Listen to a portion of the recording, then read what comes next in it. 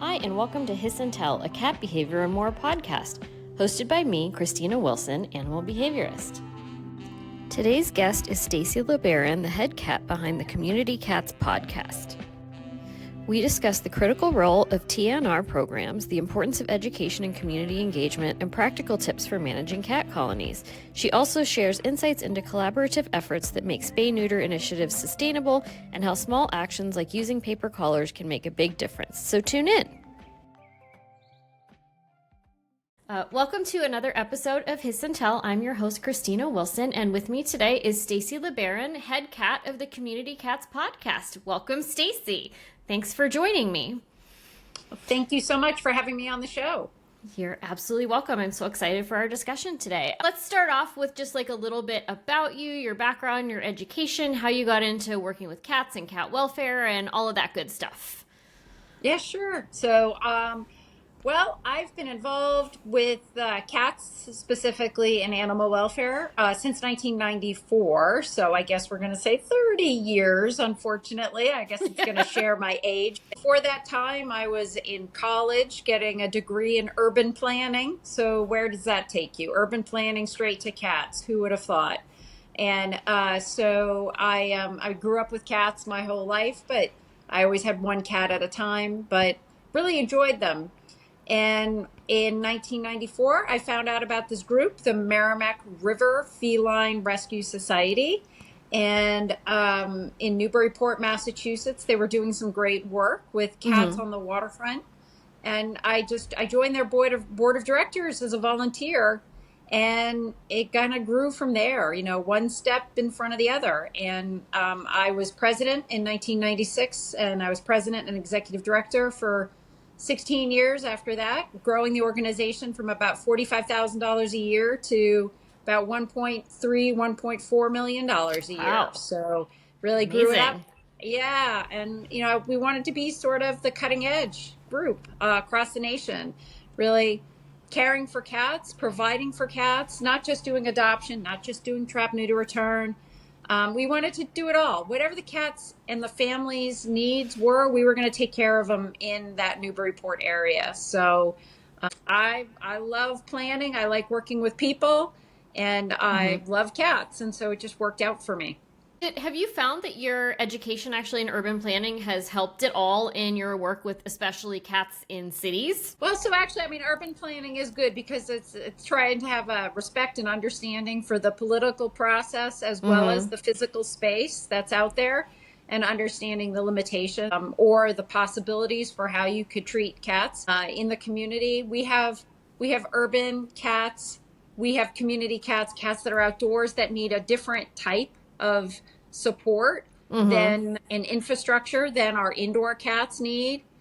So it helped me get perspective on how people behave and how you can use sort of the built environment to allow for community to behave in a better way. It's interesting. I was just reading a book about how there are some urban planners who believe that some plans have been designed with a bias towards men versus women.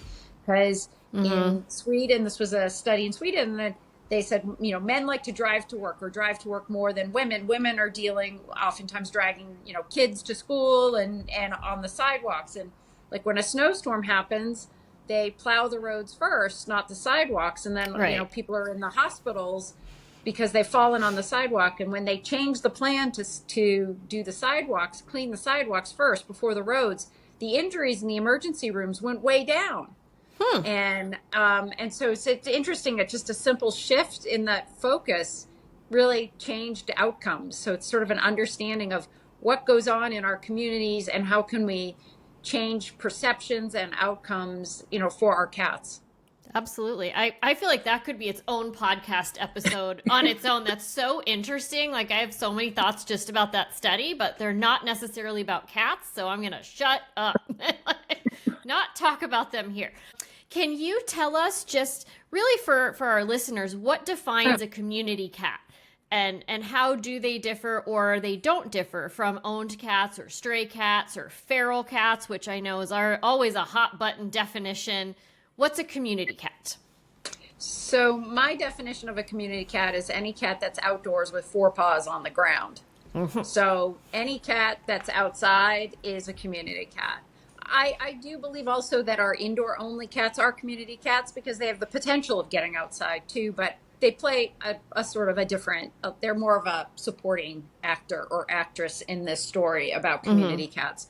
So really, any cat that's out there, tipped or not tipped. So what does that mean? When a cat is tipped, it has a little snip taken off of its left ear on the East Coast, its right ear on the West Coast. And it is identifying that cat as being a sterilized community cat or a spayed or neutered community cat, or a fixed community cat, depending on what language you want to use. And so so that helps to identify our population that's out there. But any cat with four paws outdoors, on the ground, that's a cat or kitten, either one. There we go. Okay. What's with the difference between the East Coast and the West Coast ear tips? Is that like a rap battle? Like East Coast, West Coast, rap scene? Like I had no idea that we tip differently on the West Coast. Is that did that just happen differently? Or is it so that we know, oh, this cat has come all the way over here from LA. It's made this great journey. Like what's going on with that?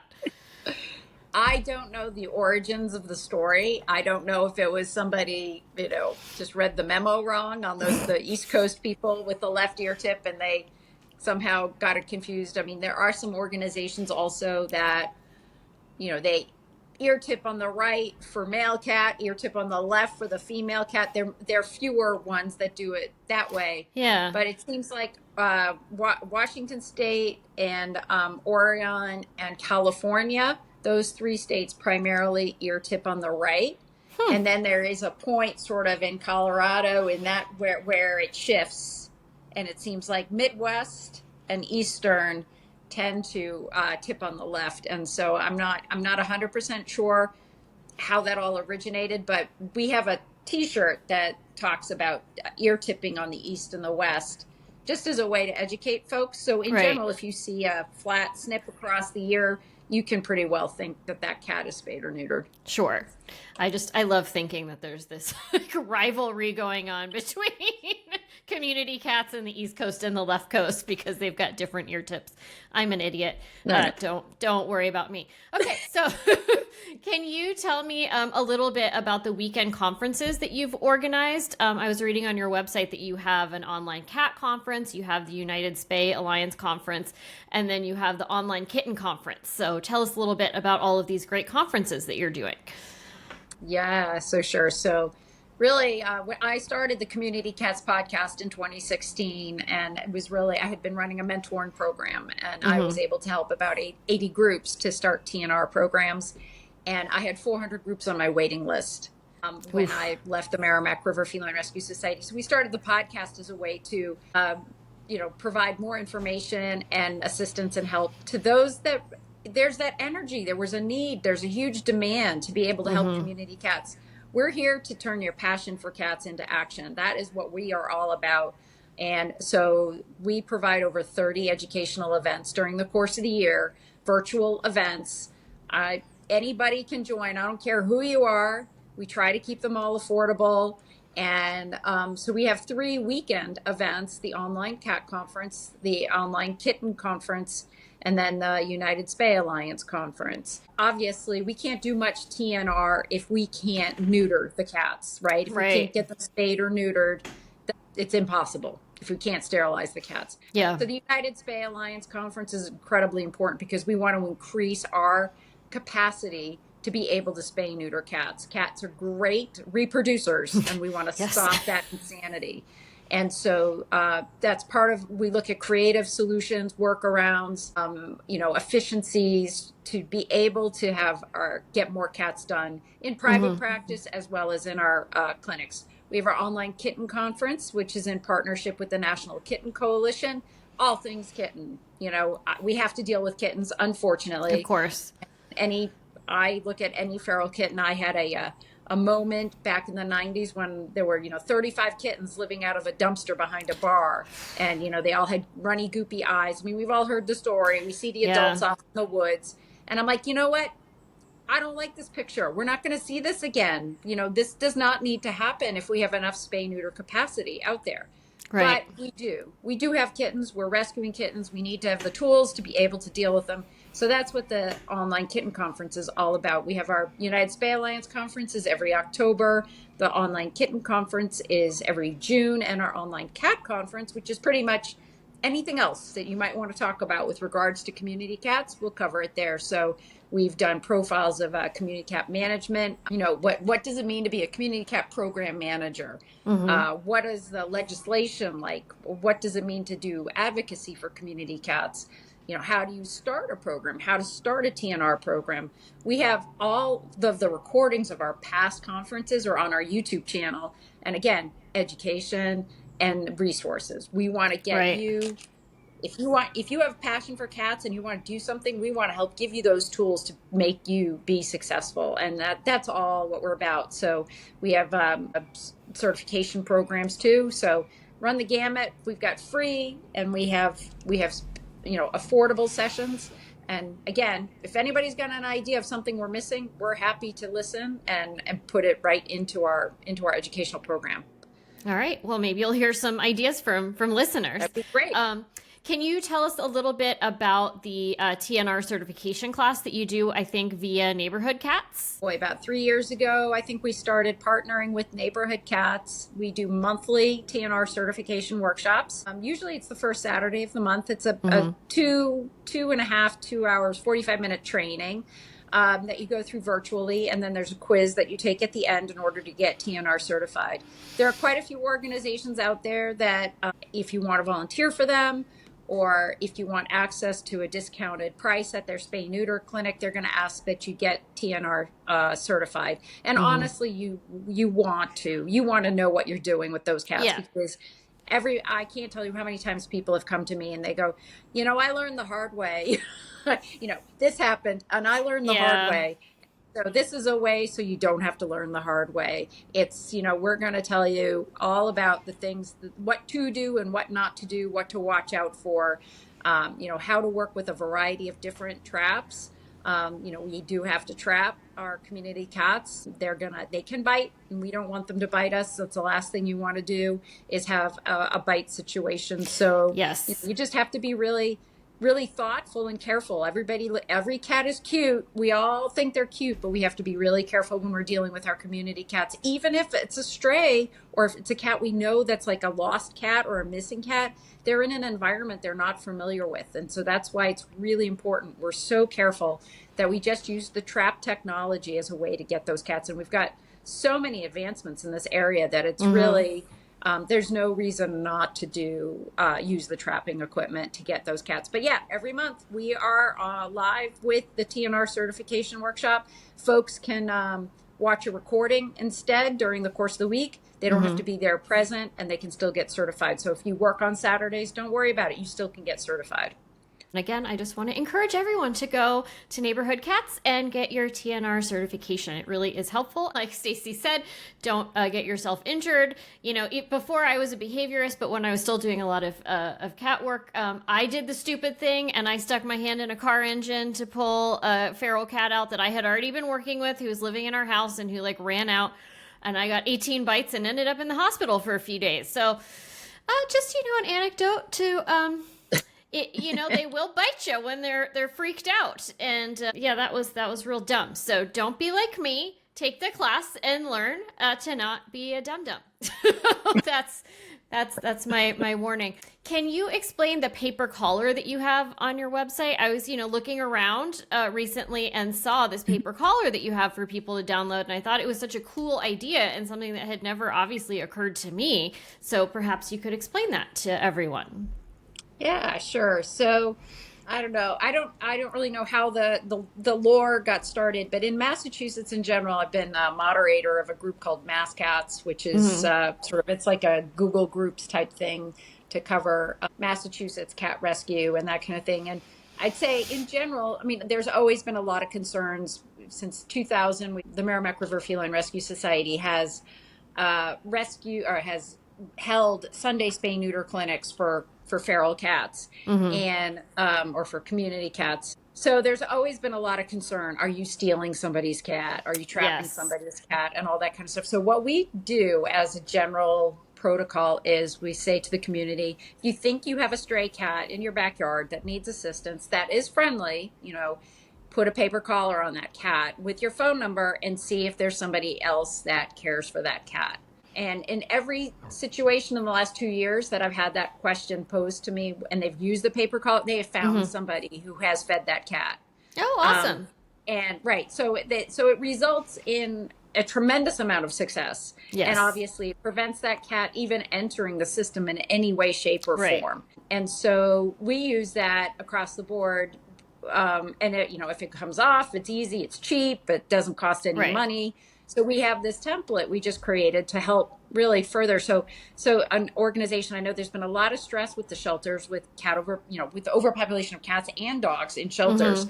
And so if people call in and they say, hey, I've got a stray, you need to take the stray in, if they could just say, use the collar, use a paper collar, I think most of 80%, 90% of those calls would just not even result in that cat making an impact on the facility. And that's obviously saving lives, and obviously it's saving resources, and it's enabling, organizations to focus where they really should be focused on, which is, dealing with little kittens that are going to die during the course of the year and all that other stuff. No, I agree. And I think it would be really useful if people can post about this in their local Facebook groups or in their local next door, because that's where at least I see all the time people being like, here's a blurry picture of this cat that always comes into my yard. Does anyone know this cat? Like, it's friendly, and there's always this discourse of, well, you should do this. And I don't know whose cat, there's always these arguments, a lot of things that I think would be solved with a paper collar. So can you tell us a little bit about the primary challenges that are faced by community cats and how those challenges impact their welfare and the communities that they inhabit? I know it's kind of like a mouthful of a question.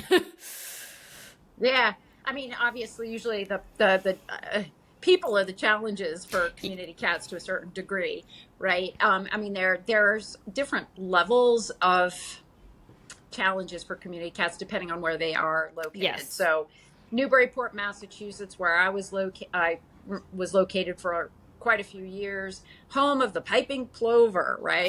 So we were all in, the bird haven central. And so you would think that there would be a lot of conflicts between bird and cat there because we've read so much about it. However, luckily, Merrimack River Feline Rescue Society got to the region before the birders did. So we got there and we were able to get the population of cats reduced significantly enough so that we never had any real trouble with the bird organizations. They actually embraced us because they knew at the end of the day that we were taking in cats from the communities that were most impacted. So if you have a transient population that are living in a beach community that, they're coming and going, that at the end of August when the rentals are up, that there's going to be people that are needy of rescue assistance for those cats because they're not going to be able to move with those pets. And you want to encourage them to surrender those cats and not leave them where they are in those sensitive areas. Now, in other parts of the community, you might have a different response where you might wait until there's room at the inn, I call it, right? So if your shelter is overflowing with cats and you've got a request for assistance on a friendly cat that you can't, assist, maybe find somebody to feed the cat outside for a couple of months, and then you can bring it in when you have capacity. So we operated as an open admission but no kill organization, which meant we were working with the community to find out the best solutions possible for each cat and their family, depending on where they are. So we had to triage with different types of protocols. So, a community cat's going to have a different response maybe than, obviously than in a barn situation. If you've got a friendly barn cat that just needs to be spayed or neutered, you'll do that. Or if somebody's moving and the only reason they can't take their cat with them is that cat's not spayed or neutered, well, I'm going to spay neuter that cat and let them take the cat with them, of course, right? And then, so there's a lot of programs out there that, I guess the word is diversion these days. We're trying to have these diversion programs. And I think that's something that we always were doing from day one, which is let's listen to the family and let's look at the cat and the cat situation and just try to find a solution that works for all parties. And it's not just like it must be adoption or intake and surrender, or it must be, must be this or it must be that, return to field. It's more of a nuanced conversation and working with the community. So I'd say the greatest risk, for community cats are the areas where they just don't have access to spay neuter. I mean, that's the huge risk, is if you don't have access to spay neuter or access to a Renaissance type program that can cover all these different capacities. And it doesn't have to be one organization. It could be a group of organizations, but they provide all the services. So you have like one group that does neonatal kittens, right? You've got another group that's providing affordable, helping with assistance on dentals or care for older cats, so that people can keep their cats, so that you're preventing economic euthanasia. So it doesn't have to be a one organization thing. It could be a collaborative effort within the community. And so much of our efforts are discussed in a targeted mindset. So each community has this basket of resources and assistance. And again, it doesn't even have to be animal welfare groups. I mean, in Vermont, I run a group called Positive Pantry, and we raise money to pay for food, pet food, to go through the distribution network of the Vermont Food Bank.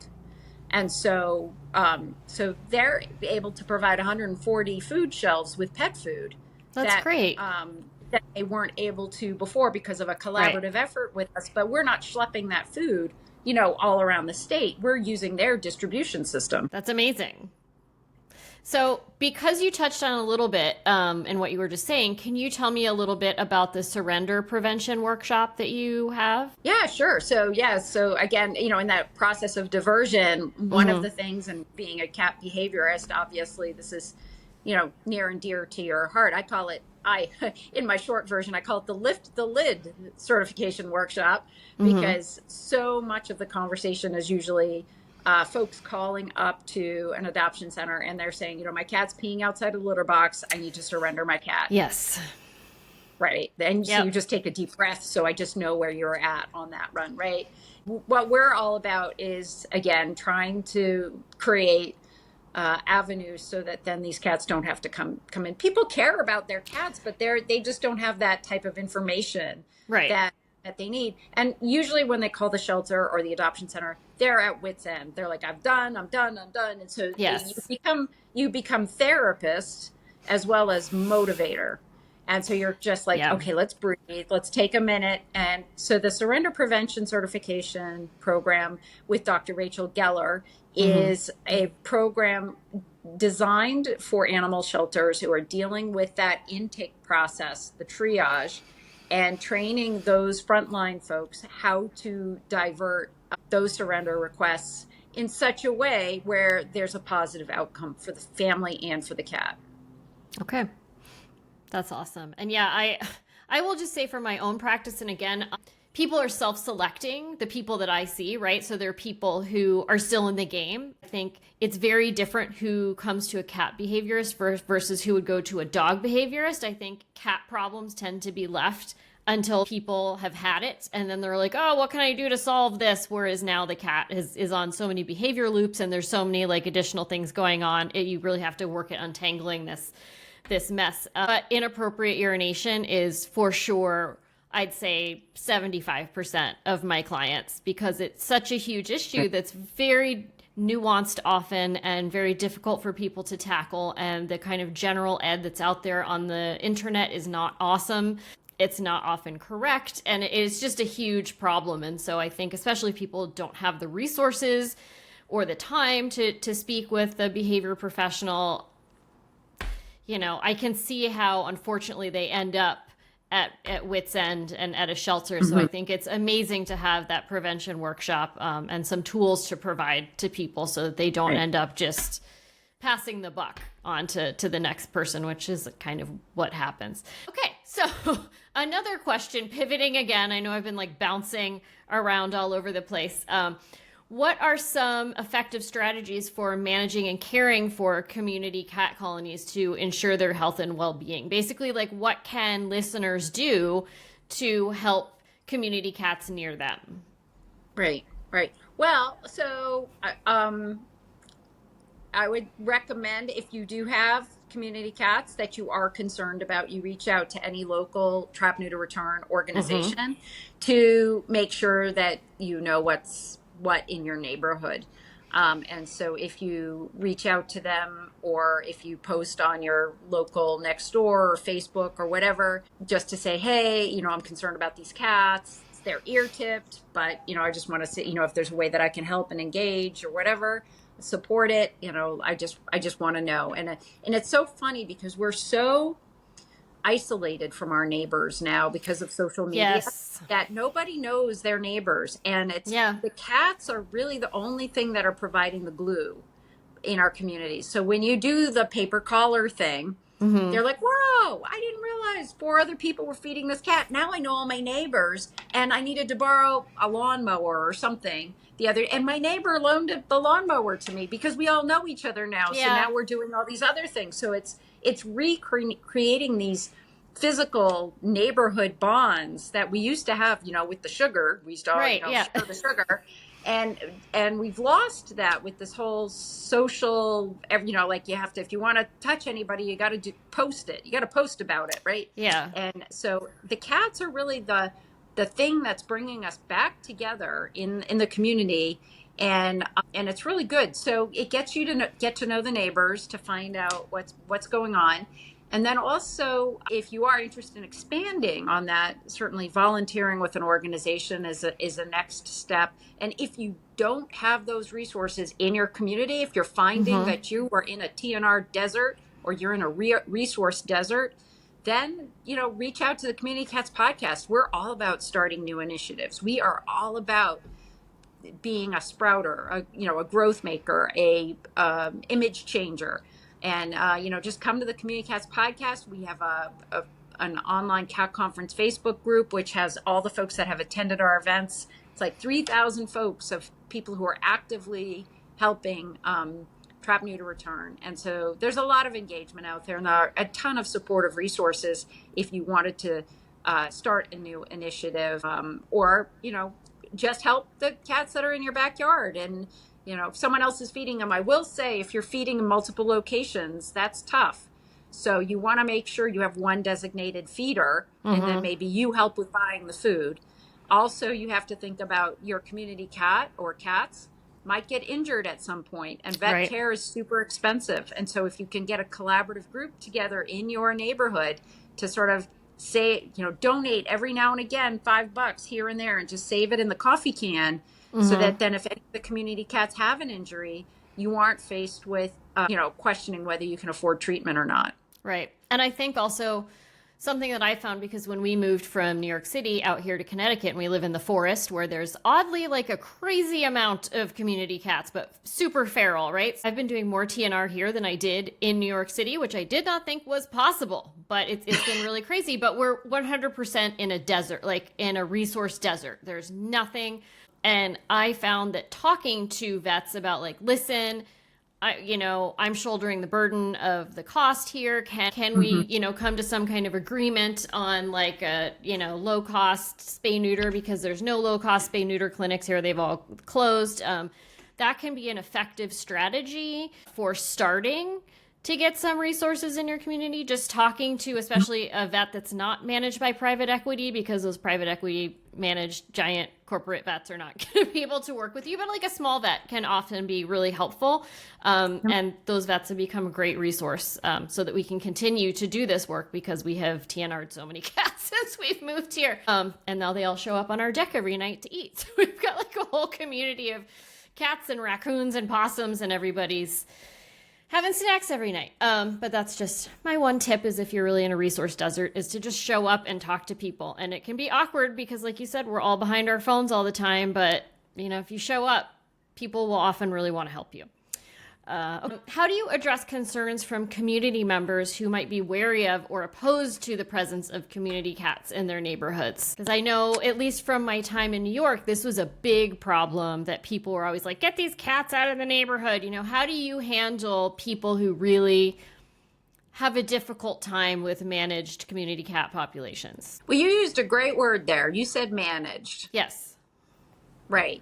And I personally have never run into anybody with issue with managed, which means 100% sterilized. Right. So just by feeding is not enough. So Right. whenever I've run into any sort of conflicts, it's been around colonies that aren't 100% sterilized. Got it. And the population is not, it's not managed, it's not monitored for newcomers and that kind of thing. Once the colony is 100% sterilized, everybody is ear tipped, it's focused, it's protective. You have minimal vacuum effect, which means out of towners are coming in to the area. Usually that then mitigates the situation. And the other thing too is, obviously I listen to the folks when they have their issues. I try and listen to see what's the concern.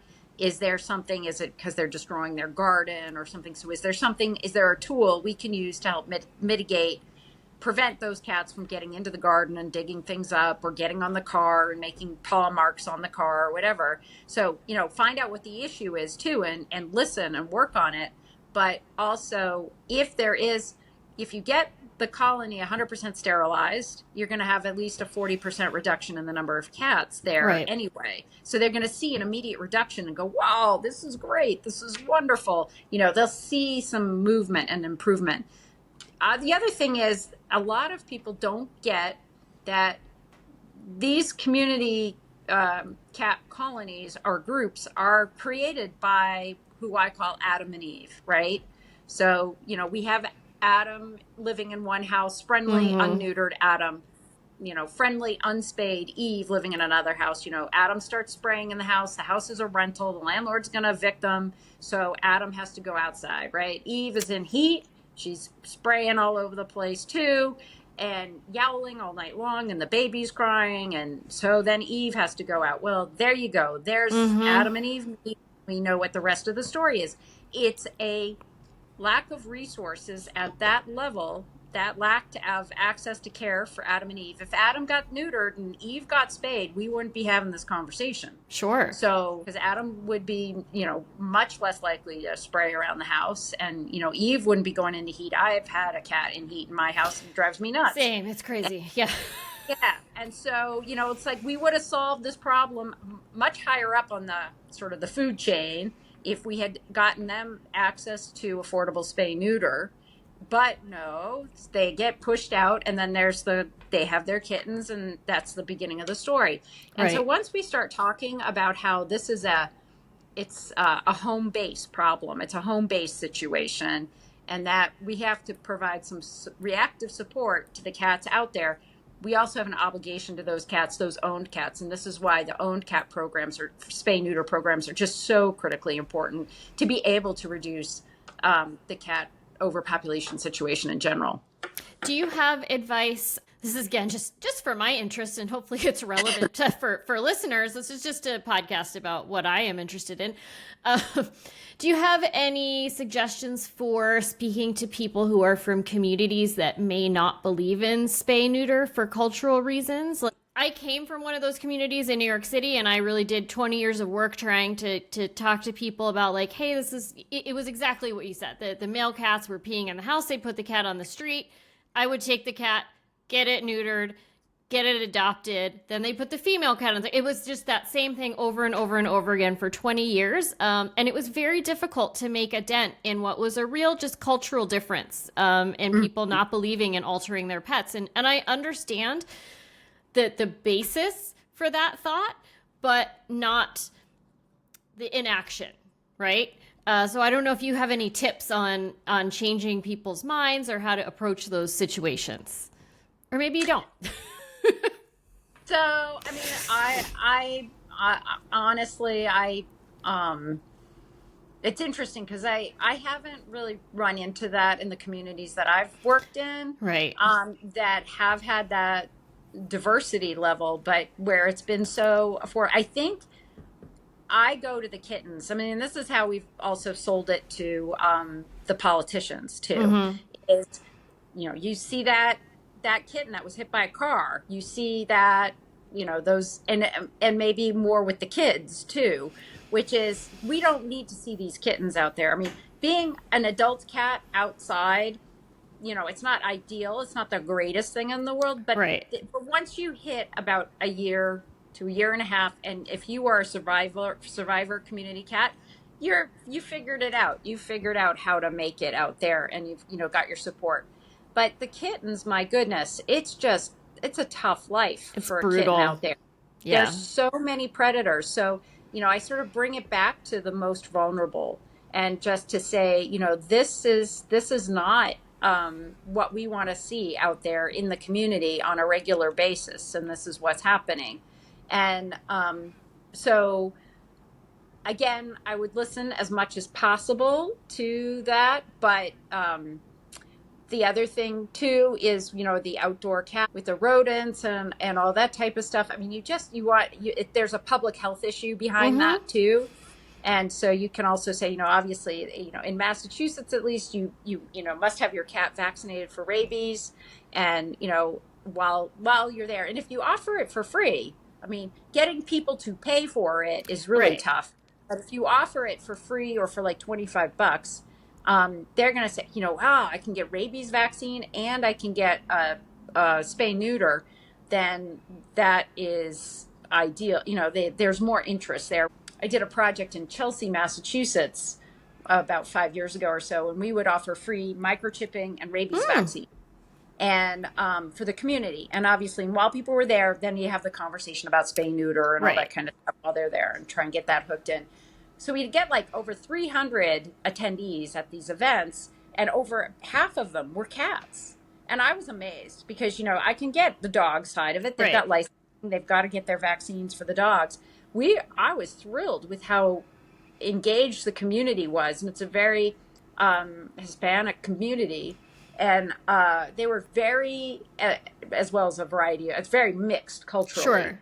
Variety of folks that were just really, really interested in coming out and getting the necessary vaccines and microchipping identification for their cats. It was really phenomenal, the support. So again, I've probably worked in 4 or 5, doing targeted projects within specific communities. And I haven't had major, statistically impactful major problems. It's a handful of people. So it's like, it's like the few, what do you say? I mean, I don't mean to say bad apples, but the few bad apples in the back, right? So, and then you also depend on the neighbors being influential too, right? So I'm not going to walk into a community and convince the community that this is what they need to do with their cats. Right. But it'll be neighbor. Exactly. Can you, again, something you just mentioned, the vacuum effect. Do you have any strategies to keep the vacuum effect from happening? Because I'll say at least here, there's, again, like I said, there are so many community cats. And if you remove a few, you get the friendly ones, you get them adopted out. Or let's say you get one and you get it adopted out, 5 to 10 more fill that space. They are just constantly coming. And it is a problem that people are constantly dumping their cats, and there's just constantly more cats being bred. But there doesn't seem to be a way, even in a managed colony, to stop the vacuum effect. So 2 components. One is you have to grow the moat. So when your colony has been fully sterilized, you have to grow that region larger. So like we started out in Newburyport, just covering Newburyport and the towns that were touching Newburyport. So, but we started out originally just focused on Newburyport. Then we added Salisbury, and then we added Amesbury. And in Newburyport, when we, got the downtown under control, we had to go to the industrial park. Right. And we also, what we did too was we would get periodic drop-offs at our 14 feeding stations. And so obviously we trap them, we bring them in, put them up for adoption in the adoption center. But we also were very clear with the community as to if you are in need, you need to contact us and we'll respond quickly for emergency situations. And so we would have then carriers left in front of the door of the shelter or whatever. I'd much rather that than being let loose at a feeding station, right? Yeah. So that's one step closer. And now, nowadays, we don't have anybody. Like, it's very rare that there's a cat left in a carrier at our front door. It's more of they call in, they know that we're quick to respond, we have that capacity, and we work those cats in. But it's like the evolution over time.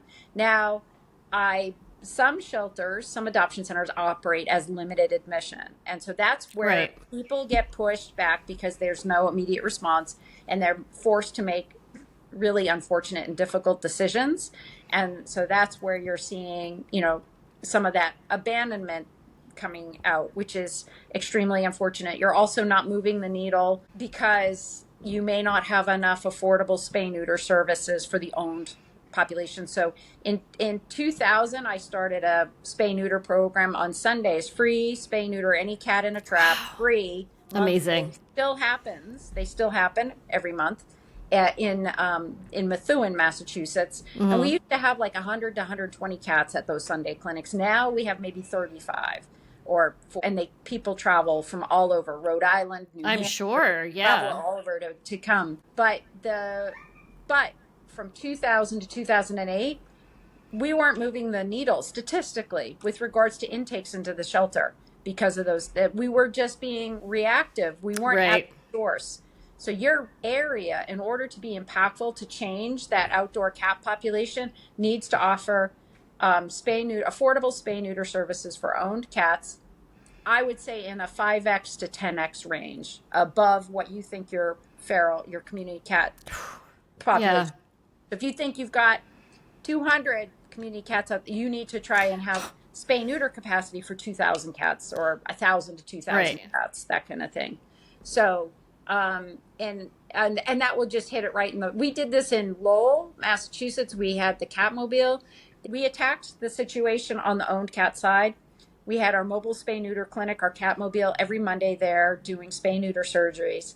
So we did approximately 800 or so spay-neuters for cats in the course of over 3 to 4 years. And they went from being incredibly overwhelmed with cats, overwhelmed, to what's a kitten? We never see a kitten anymore. We don't know what a kitten is. We had a pilot group, Lowell TNR. They were, but they were working on the reactive, the TNR, and then that group, the number of TNRs for community cats out there got so low that the Lowell Humane Society absorbed that group. Wow. Because they took on then the TNR obligation. So we have that story. It's actually on the United Spay Alliance's website. The whole statistical story about how they got all the numbers to drop substantially. But it's this this TNR spay neuter as well as the owned cat spay neuter. It's a dance that we have to do together in order to be most impactful. Sure. That makes a lot of sense. It is overwhelming thinking about doing that in this community, which has just thousands and thousands of community cats. But it's so possible. Woo! I mean, when I started these meetings with the Lowell Humane Society, I went in, we'd have these monthly meetings. Yeah.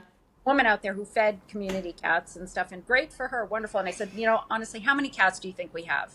How many cats out there need assistance? And she really thought we had over 1 million cats in the community. Yeah. And that's what I heard was this person saying, I don't know, but this is overwhelming now, right? Yeah. And I said, let's go on discovery. Let's see what we can do. Let's see how many we can do, and let's see how we can evaluate our impacts from that stand. And luckily, Lowell Humane was pretty much the only game in town, and so we could really use them to monitor our successes. Right. And, so I think you have to get a grasp of things. And so at the podcast, we're actually creating a community cat calculator. Oh, so cool. That organizations can take some geographic and socially economic information and really calculate the number of owned cats that they need to try and provide services for, and the number of feral cats that would need to have TNR support. And owned cats, it doesn't mean you have to pay the whole bill. It could be, you could have a veterinarian do a third. You could have the owner do a third. You could have your organization pay a third.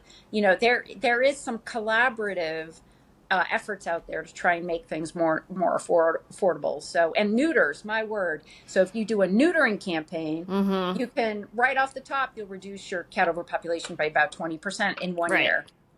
So. Yeah, and those are so much easier to handle too. Right. Neutering's way easier. There's proposals out there right now. California has a pending proposal to allow technicians to do cat neuters. Ah.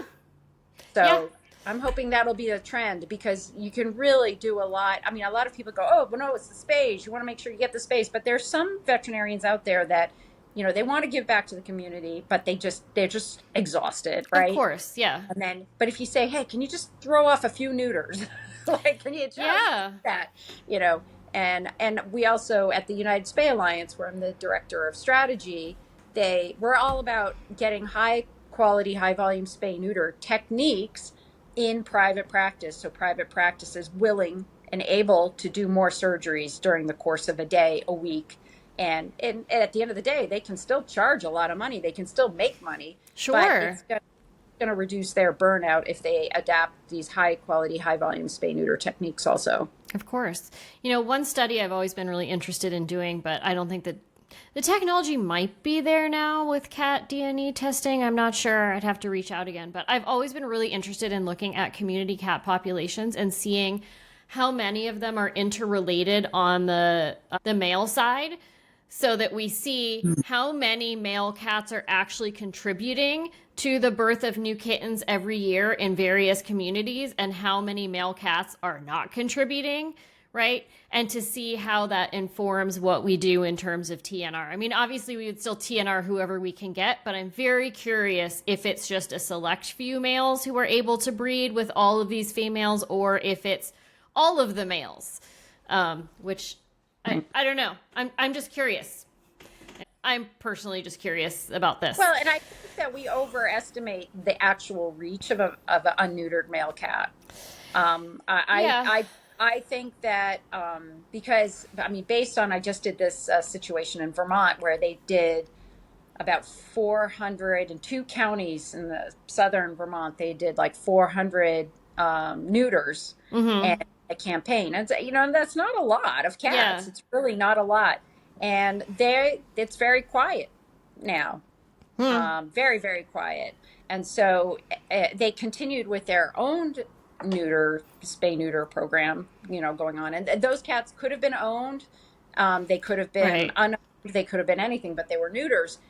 But at the end of the day, I mean, it's like, just do something. Yeah. Take what you can get, and it'll make a difference. And I personally, especially in a more rural area, you're just, the male cat's just not going to get around. Like in urban areas, male cats can get around a lot more. They do. And I've put trackers on them, like real-time GPS trackers on one who now lives with us. Our cat, Kevin, who, was a total feral Avenue D, like East Village street guy who fathered so many kittens all over the place until I did TNR on him. And as his testosterone levels down, he would come visit and get food, and then eventually decided to come live with us. But after I TNR'd him, because he was friendly after a while, I put a little GPS tracker on him to see where he went. His territory was insane. It was so huge. And like, it was pretty much all of downtown. He was crossing 6-lane highways. He was going all over the place. I was shocked and then terrified also for him. And obviously he knew what he was doing, but I was like, Kevin, no, like, what are you doing? Where are you going? And it was so funny to just watch him walk around at night and like really go check on and I'm sure he had ladies stashed in like every corner, thankfully he was shooting blanks at that point, but it was very interesting. What resources are available for individuals or communities looking to implement TNR or address community cat issues? And I know we already talked about a lot of these, but are there any that you can think of in addition to the ones that you guys provide or ones that you provide that you haven't mentioned? In terms of resources, so if you are thinking about getting involved in Trap-Neuter-Return, potentially starting a group or something like that, there is Neighborhood Cats has published a book called the TNR Handbook. And it's available for PDF download on their website. It also comes as part of the package with the TNR certification program. And so I just recommend that as a first step of just getting on the whole process and everything, rather than going, you should go here, you should go there. Right.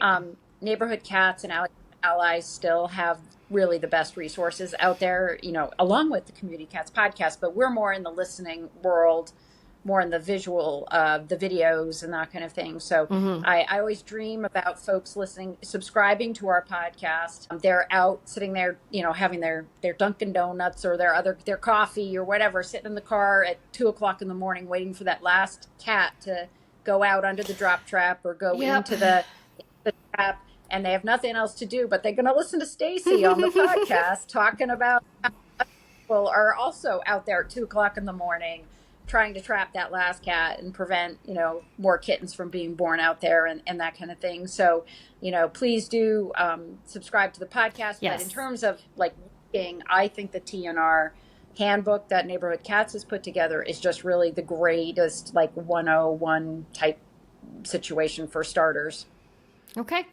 And just to wrap up, what are some of the most rewarding aspects of working with community cats, and what keeps you motivated to continue this work? Because I know it's so easy to have compassion fatigue, especially when we do this kind of animal work. Yeah. So I'm going to be honest. I had a lot of fatigue when I was running the adoption center, when I was running the Merrimack River Feline Rescue Society after 16 years. I learned a lot about how to cope. The shower was my friend. That was like my go-to place to just sort of decompress from everything. I had 2 little kids at the time. At some points I had upwards of 10 cats in the house, and I'm with anybody out there who's kind of feeling like their cup is running over, right? They always say the cup is too full. You gotta make sure you're not too full. I used to always practice the skill of delegating one thing every week. I would always try, regardless of whether it was picking up one donation can or was, recruiting one more foster or, finding a foster home who would take a litter of kittens or whatever. It was, just trying to delegate out something that, like a litter of kittens that I had in my house, get those kittens into a foster home to offload something in my house, something that was impacting me. Always trying to delegate something out to, or giving it away, just to be comfortable with that practice, because I think in this world it's so easy for us to say, oh, I'm the only one who can do this. This is and I had to give away things that I loved. So if you found something that wanted, in my weird and strange way, I loved going to the bank and doing the deposits, right? I loved it. But I gave that job away to somebody else just because then it was, it would take time off I would save time, and then I would have room to breathe. So, and feel comfortable with that. So that's my little tip for people who feel like they're in the middle of it, and also to stay focused and really do follow a targeted model to the best of your capabilities, but ask for help outside of your region. So collaborate with others so that they can work more efficiently and effectively with others. And so I honestly am energized about the work that I am doing right now. And I feel like I have to put a public apology out to sort of the general world, because in my little bubble, Merrimack River Feline Rescue Society has been really successful, incredibly successful. We did our first feline leukemia adoption in 1996. We were a cageless shelter by 2003. And so, we wanted to always be kind of on the cutting edge. I feel that everybody should have what the Merrimack River Feline Rescue Society has. It is not impossible. It is, there's nothing special about what we have done. And I feel that I, in my world, would like to replicate this everywhere. I want these resources to be available for all people as well as the community cats. So we need to find out where those droughts are, the resource droughts, and we need to think strategically about how are we going to build up those areas to have the same levels of coverage, and treat our cats with respect and our families with respect, and ensure that everybody's got the tools in the toolkit that they need to be able to be empowered to help the cats in their community. Because I didn't know, I grew up in my own little bubble out there in Massachusetts, and I was like, oh, the rest of the world must act like this. It must be like this, right?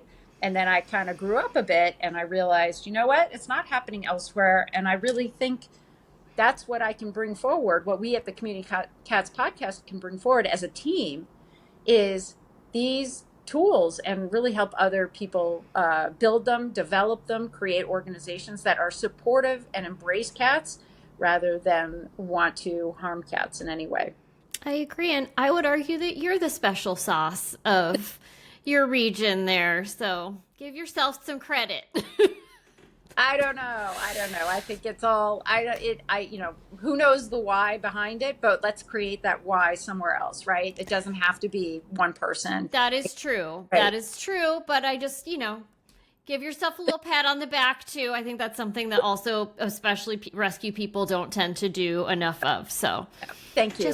Just and then I just want to end with the question that we got from a listener, which is, how can I trap local ferals when everyone feeds them? Yes. So we do have a free webinar, and it is called The Drop Trap, A Trapper's Best Friend. Mm-hmm. And it is done with in partnership with Neighborhood Cats. The team at Neighborhood Cats does the presentation. I think we hold that webinar annually. We have what's called on YouTube the Everything TNR playlist. Mm-hmm. So YouTube Everything TNR playlist, and the Drop Trap webinar is right there. It's a great tool so that if you do have people feeding and they're not willing to pull the food, obviously you want to ask your neighbors to please pull the food and see how that goes. But then using a drop trap is really a trapper's best friend, and you can go and be very selective about who you trap and all that. So tune in to the Community Cats podcast, the Drop Trap webinar, and then you can always feel free to reach out to me at Stacy at communitycatspodcast.com if you have any further questions. Okay. Well, I want to thank you so much, Stacy, for being on the podcast. And I want to encourage everyone to listen to the Community Cats podcast. I can't talk anymore. Like, follow, subscribe, review, all the things that you're supposed to do on a podcast. For all of you who I know are super interested in helping rescue and TNR cats. And just thank you so much for all of your knowledge and all the help that you are giving to our community cats. And thank you so much for talking with me today. Thank you so much for having me. This is a wonderful show, and I think it's great. Yay, thank you. Thanks for listening. As always, if you enjoyed the podcast, please go ahead and give us a rating and or a review. We'd super appreciate it.